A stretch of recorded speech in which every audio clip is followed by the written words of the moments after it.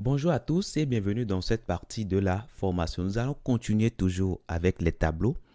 Alors tout à l'heure, nous avons vu comment déclarer un tableau et nous avons vu qu'il fallait mettre des crochets et puis à l'intérieur, qu'on pouvait mettre tout simplement les valeurs. Alors ici, nous avons mis une valeur, mais on avait vu également qu'on pouvait mettre plusieurs valeurs. Ok, on peut mettre également pomme par exemple, etc.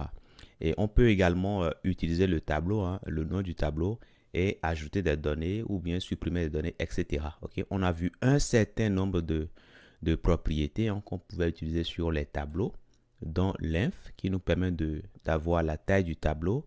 On peut mettre également en crochet l'indice pour récupérer un élément qui se trouve à l'indice spécifié, etc. Ok, je vous ai fait un petit résumé là dans le fichier. Vous allez retrouver ça dans les ressources. Ok, maintenant nous allons continuer. Alors ici, si vous voulez, je vais nettoyer tout ça. Chaque fois, je vous mets des petits résumés, donc ne vous inquiétez pas. Ok. Alors, dans cette partie, nous allons continuer avec les tableaux. Nous allons créer un tableau ici qui va s'appeler names. Ok. Names. Names.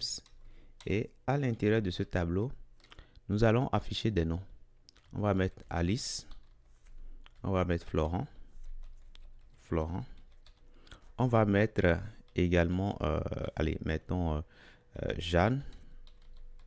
On va mettre Mathieu. Mathieu. Voilà, tout simplement. Là, c'est bon, on vient de créer un tableau. Maintenant, imaginez que nous voulons créer un deuxième tableau, par exemple, à partir de ce tableau que nous avons déjà. Ok? Je suppose que nous voulons créer un tableau qui va s'appeler names, ou plutôt first names. First names. Voilà. Et nous voulons avoir d'une part tous ces éléments-là et après ajouter d'autres éléments. Alors, ce qu'on peut se dire, c'est de dire, bon, on va copier déjà tout le contenu de ce tableau-là et le mettre dedans. Mais là, ce n'est pas du tout optimisé parce que imaginez que nous avons énormément d'éléments ici, jusqu'à 100, 200 éléments par exemple. Là, on aura un peu de mal à tout copier. Donc, ce qu'on peut faire ici, c'est de mettre, on peut mettre 3 points, ok? Et nous allons mettre names. Ça veut dire quoi? Ça veut dire que en gros, on va remplir le tableau par le contenu du tableau names, ok? Et après ça maintenant, ici on peut dire qu'on veut ajouter d'autres noms, comme ici on peut mettre Nicolas, Nicolas. On peut mettre par la suite Marlène, Marlène. Voilà, ok? Voilà. Donc si vous voulez, ben, on ira tout de suite voir l'affichage. Donc, une fois arrivé ici, on va tenter de voir names. Ici, names.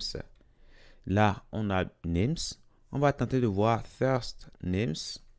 Et là, qu'est-ce qu'on voit? Ben, on voit d'abord déjà le contenu de names. Et après, on voit ce qui suit. OK? Donc, voilà une façon de pouvoir créer un tableau à partir d'un autre tableau. OK? Voilà. Maintenant, imaginez que nous voulons inverser, par exemple, le contenu de ce tableau-là. Donc, on peut prendre ici déjà le tableau. Donc, first. First, attention, je reviens là. On va prendre ce tableau-là. On peut utiliser tout simplement reverse, ok? Reverse, voilà. Ça va nous inverser tout simplement le tableau. Donc, qu'est-ce qui va se passer? Donc, désormais, nous avons Marlène au début, Nicolas par la suite, etc. Ok? Voilà. Donc, si je tente ici de voir first, alors first names, vous voyez que le tableau a été modifié, ok? Ça a été modifié. Donc, ça, c'est bon. Maintenant, imaginez que nous voulons, par exemple, transformer le tableau en chaîne de caractères. En gros, nous voulons tout simplement, au lieu que ça reste comme un tableau, ben, on veut tout rassembler sous forme de chaîne de caractères. Ça, on peut le faire. Donc, on va prendre déjà le tableau. On va utiliser la méthode join. Join. C'est tout. OK? Et à l'intérieur, on peut préciser quelque chose comme on peut ne rien préciser. Si on ne précise rien, ça fait la jointure et ça sépare chaque élément par des virgules. C'est ce que nous voyons ici en bas là. OK?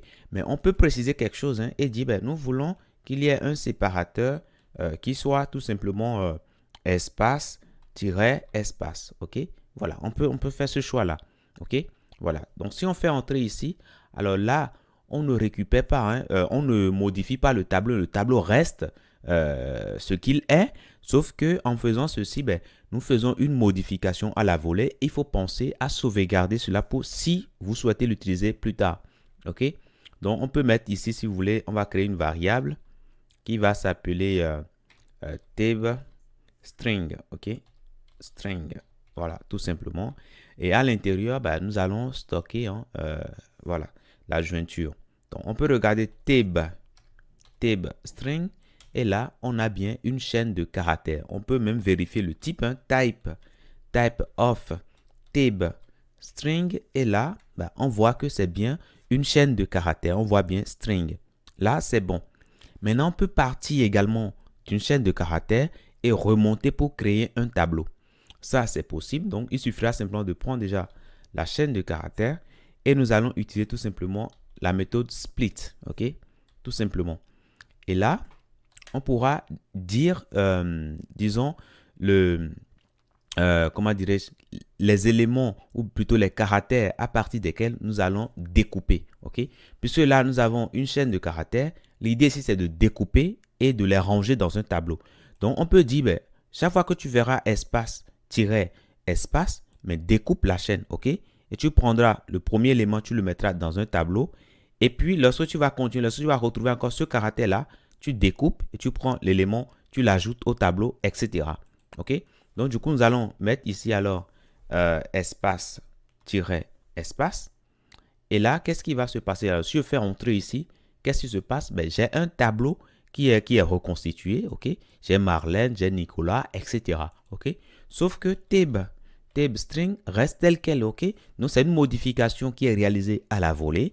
Donc, si je souhaite garder le tableau pour pouvoir l'utiliser plus tard, il faudra penser à sauvegarder tout cela. OK? Donc, on peut mettre ici new tab. Alors, je reprends l'opération tout à l'heure. Sauf que je vais sauvegarder ça dans new tab. OK? Voilà, tout simplement.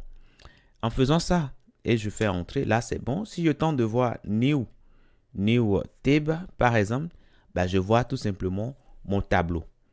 Donc là, c'est bon. Donc, voilà pour ce que je tenais à vous dire dans cette partie. Alors, ce que nous avons vu, nous allons rapidement faire un petit résumé. Nous avons vu la méthode, reverse, OK? Donc, names.reverse, qui permet d'inverser le contenu d'un tableau. Nous avons vu la méthode join, qui permet de créer une chaîne, OK? De regrouper tous les éléments d'un tableau, OK? Et à l'intérieur ici, on peut lui donner des paramètres, comme on peut ne pas lui donner, OK? Si on ne met pas de paramètres, ça met tout simplement des virgules entre les éléments du tableau. Et ça retourne une chaîne de caractères, OK? Maintenant, si on met de paramètres, c'est-à-dire si on met un séparateur, ben, ça tient compte de ce séparateur-là, OK? Bon, là, c'est bon. On a vu également split. Donc, name.split. Alors, je pouvais changer légèrement, OK? Je mettrai tab, ou plutôt string. Tab string, ce sera mieux. Voilà. Et on peut utiliser split. Alors, split va nous permettre tout simplement de transformer un string en tableau. Et ici, à l'intérieur, il faudra préciser le séparateur. Donc, voilà ce qu'on a vu dans cette partie. Je vous dis merci et à tout de suite dans la prochaine.